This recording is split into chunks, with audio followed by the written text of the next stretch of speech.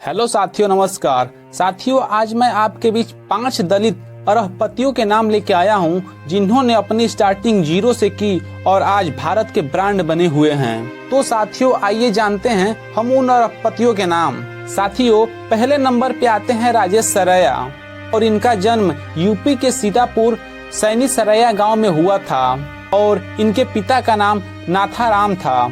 साथियों इनके पिताजी चाहते थे कि मेरा बेटा एक बड़ा आदमी बने, इसलिए इन्होंने इनको पढ़ने के लिए देहरादून भेज दिया। उसके बाद वहां पढ़ाई कंप्लीट होने के बाद इन्हें रूस भेज दिया गया और रूस जाने के बाद इन्होंने अच्छी शिक्षा ग्रहण की। उसके बाद वापस भारत आए और एक स्टील कंपनी डाली और उस कंपनी को इन्होंने इतना बढ़ाया कि इनका व्यापार कई देशों में चलने लगा और इसके बाद इनका भारत में ही नहीं बल्कि विश्व के अरबपतियों में गिनती होने लगी। साथियों यह बाबा साहब और तथागत बुद्ध के अनुयायी हैं। इन्हें आज भी अंबेडकर जयंती और बुद्ध पूर्णिमा मनाते हुए लोग देखते हैं। साथियों इसके बाद दूसरे नंबर पे आते हैं भगवान गवई और इनका जन्म महाराष्ट्र के बुलडाना जिले में रहीड़ी गांव में हुआ था और इनके पिता एक बेलदार थे तथा माता खेती का काम करती थी। यह 3 भाई और एक बहन थी।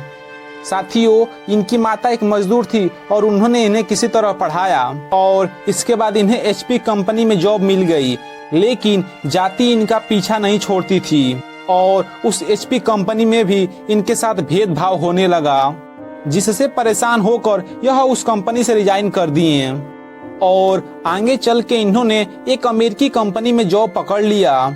जॉब पकड़ने के बाद यह अमेरिका चले गए और भगवान गवई को अपने काबिलियत पे बहुत भरोसा था, तो वह बाद में छोटी छोटी तेल कंपनियों से व्यापार करने लगे और कुछ ही दिनों में अपने बेटे सौरभ बनर्जी के नाम से एक कंपनी खोली और उस कंपनी में रबड़, सल्फर तेल इत्यादि प्रकार के तमाम व्यापार हाथ आजमाए और उन व्यापारों में सफल रहे। साथियों किसी समय 100-200 की मजदूरी करने वाले भगवान गवई आज भारत के ब्रांड बने हुए हैं। इसीलिए साथियों अपना खराब वक्त देख के खुद को कमजोर न करके बल्कि अपने आप को मोटिवेट करें। इसके बाद तीसरे नंबर पे आते हैं राजा नायक। इनका जन्म कर्नाटक में हुआ और यह 4 भाई बहन थे और यह अमिताभ बच्चन की बहुत फिल्में देखते थे और उन फिल्मों से इन्हें प्रेरणा मिलती थी कि किस तरह अमिताभ बच्चन ने इलाहाबाद छोड़ के मुंबई गए और सफल हुए। उन फिल्मों से इन्हें प्रेरणा मिलती थी और इन्होंने भी सोच लिया कि मैं भी मुंबई जाऊंगा और सफल बनूंगा। और इसके बाद राजा नायक भी मुंबई चले जाते हैं और वहां जाने के बाद वह टी-शर्ट और चप्पल बेचते हैं और कुछ ही दिनों बाद वह वापस फिर बेंगलोर चले जाते हैं और वहां जाने के बाद भी इन्होंने वही काम शुरू कर दिया और इसके कुछ ही दिनों बाद इन्होंने वहां पे एक छोटी कंपनी डाली।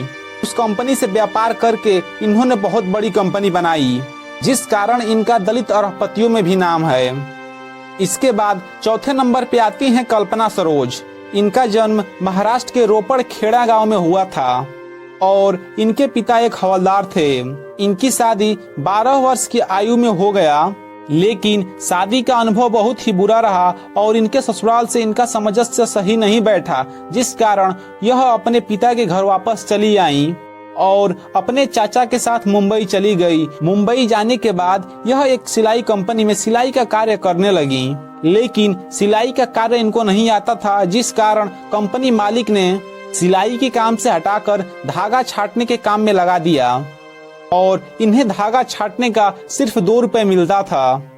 फिर इन्होंने धीरे धीरे कुछ पैसे इकट्ठे की और घर चली आईं। घर आकर इन्होंने सिलाई मशीन लाई और कुछ लड़कियों को रोजगार दिया। धीरे धीरे कुछ महीनों में इन्होंने 1 लाख रुपए इकट्ठा कर लिया और एक विवादित जमीन खरीद ली, जिसकी कीमत आगे चल के 50 लाख रुपए हो गई।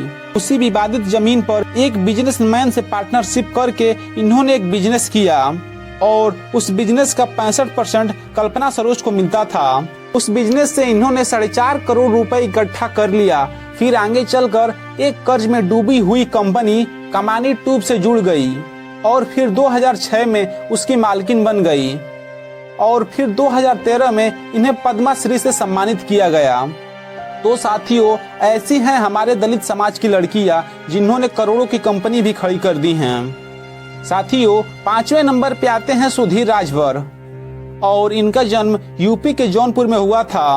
वह बचपन से ही मुंबई रहने चले गए, लेकिन वह जब भी गांव आते थे यह मनुवादी लोग उन्हें चमार चमार कहकर चिढ़ाते थे, जिस कारण उन्होंने सोचा कि यह चमार चमार कहकर मुझे चिढ़ाते हैं, क्यों न मैं चमार नाम को ही ब्रांड बना दूं।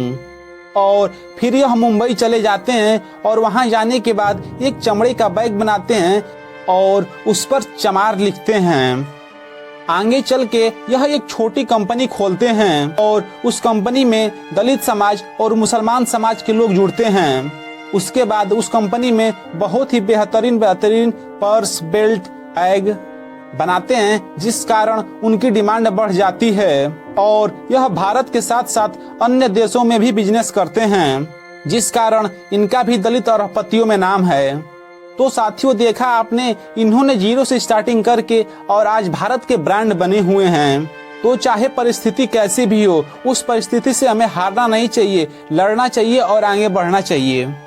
तो साथियों, यह जानकारी आपको कैसी लगी? अच्छी लगी तो कमेंट करके जरूर बताएं और इस चैनल को सब्सक्राइब कर लें, वीडियो को लाइक कर दें। तो चलिए मिलते हैं अगली वीडियो में। धन्यवाद।